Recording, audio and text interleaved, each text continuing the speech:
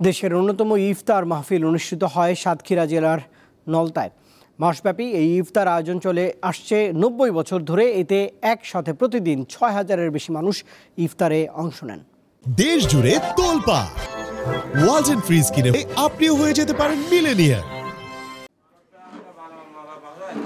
বড় বড় হাঁড়িতে বিশাল আয়োজনে চলছে রান্নার এই কর্মযজ্ঞ, যা খেতে দেশের বিভিন্ন অঞ্চল থেকে ছুটে আসেন রোজাদার ব্যক্তিরা। ধনী গরিব ভেদাভেদ ভুলে এক কাতারে বসে ইফতার করেন সবাই।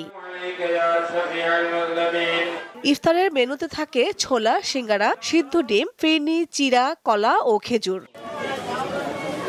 ইফতার তৈরিতে প্রতিদিন লাগে ২৮০ কেজি আলু, ২২২ কেজি ময়দা এবং ৭৪ কেজি তেল। এছাড়া প্রয়োজন হয় ১৫০ কেজি চিড়া ও ৪০ কেজি খেজুর। আর প্রতিদিন ১৫ মণ দুধের ফিরনি তৈরির পাশাপাশি সেদ্ধ করা হয় ৬,০০০ পিস ডিম। আমরা এখানে ইফতারির এই কাজে নিয়োজিত আছি মোট ৩৬ জন।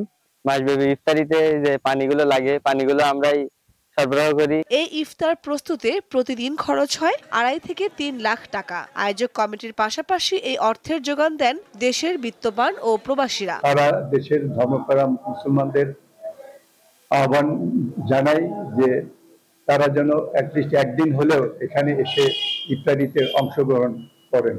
স্রষ্টার ইবাদত ও সৃষ্টির সেবা, এই লক্ষ্যে ১৯৩৫ সাল থেকে চলছে এই আয়োজন। প্রতি বছরই বাড়ছে এর পরিসর ও রোজাদারদের সংখ্যা।